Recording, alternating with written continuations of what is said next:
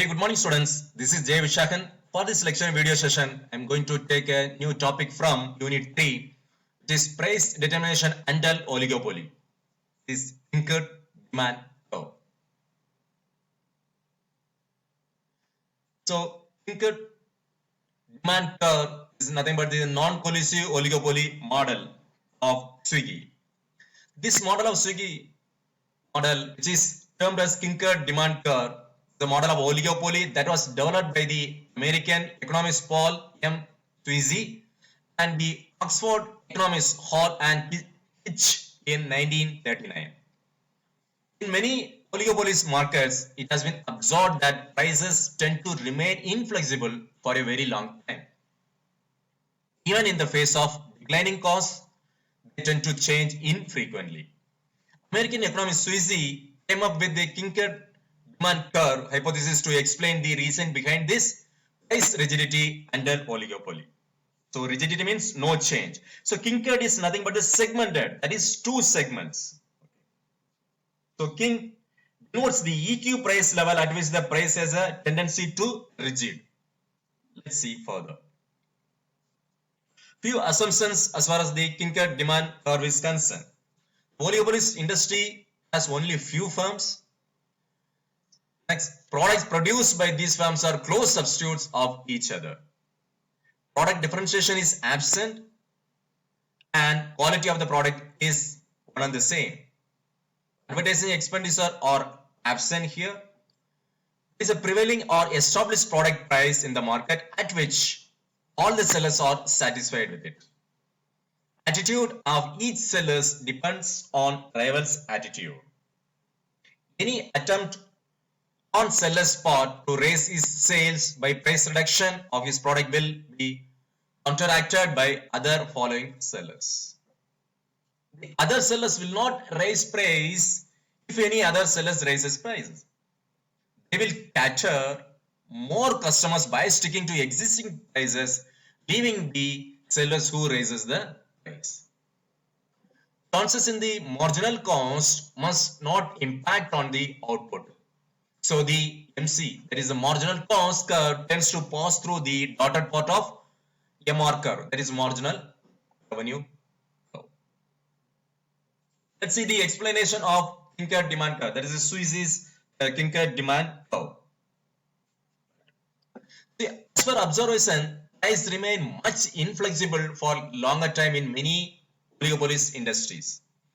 There is infrequent change in price even in declining cost faced by the firm. For the rigidity in price, many explanations have been given under oligopoly, and out of these explanations, most popular is Kinked demand curve hypothesis, which was given by the American economist Swiggy. So according to Kinked demand curve hypothesis, the demand curve that faces an oligopoly has a king at prevailing price. So king denotes the EQ price level at which the price has a tendency to rigid. So the king, this is the king. Okay, it's observed at the existing level price because the demand curve segment above this levels to be highly elastic and below level is segment tends to be inelastic. The first segment, that is D2P, which is highly elastic. This segment above the prevailing price level is highly elastic, and this segment, there is a second segment below this prevailing price is relatively inelastic. This point is the king point. So, okay, why king in the demand curve? If one firm increases the price, the rival firm don't follow it. Okay. If one firm decreases the price, the rival firm follows it. So the firm who decreases the price don't gain it. Okay. The Kinked curve, the king point is shown in the figure. So in the x-axis it is considered as quantity or output, and in the y-axis P. So this is the king point. So this is the that is a relatively elastic zone, that is PD or DP, and P capital D, this zone, that is the second segment which is relatively inelastic. This MP shows, MP is nothing but MP. This is the price and OEM is the quantity. Okay. MP shows the prevailing price level and OEM shows the firm produces and sells output. That is the output of the quantity of the particular firm. Here it is visible that the upper segment DP is relatively elastic and the lower segment ED of the demand curve D is relatively inelastic. This elasticity difference is because of the specific competitive reaction pattern that is assumed in the Kinked curve hypothesis. As per belief of each oligopolist, lowering down the price below prevailing price will make his competitor follow him and they will also reduce prices. Whereas raising the price above prevailing price will make his competitor not follow to increase its price. So this is what the Swiggy is trying to say as far as the Kinked demand curve is concerned. The reason behind that is when an oligopoly lowers down its product price, its competitor may feel that they will not follow the pattern, then it will make them lose their customers and customers will move to buy the products from lower price providing firm. It's a human tendency, isn't it? So naturally, whosoever have the lower price, the consumer will go and purchase or procure the material or the product from the particular firm, isn't it? So to maintain their customers, they also lower down their prices. This makes upper part of demand curve price elastic. On the other side, an increase in price by the firm will cause substantial sales reduction because rise in price will lead to drawing of customers and go to competitors who welcome new customers to gain much sales. Right?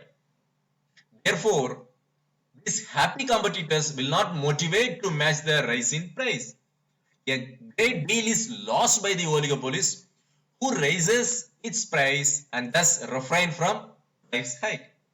This oligopolist behavior explains the inelastic lower part of the demand curve.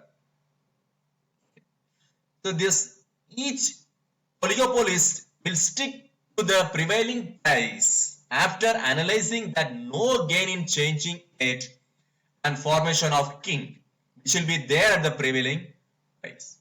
Hence, Keynes' demand curve therefore helps to explain the sticky or the rigid price.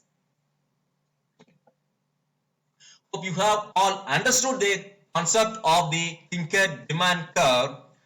The above point, that is the relatively elastic, that is the upper part, and the lower part is the relatively inelastic. The point P is the kink point. So the firm, in nutshell, the firm increases price in order to the rival firm will not follow it if they increase it the price, right? That means they have a fear that they may lose their market share, right? But in case the firm decreases the price, naturally the rival firm will also fall because they don't want to lose their market share. The firm who decreases the price don't gain it. Okay, because the other rival firm will also reduces the price. So this is the concept behind the Kinked demand curve. Hope you have all understood it. Thank you.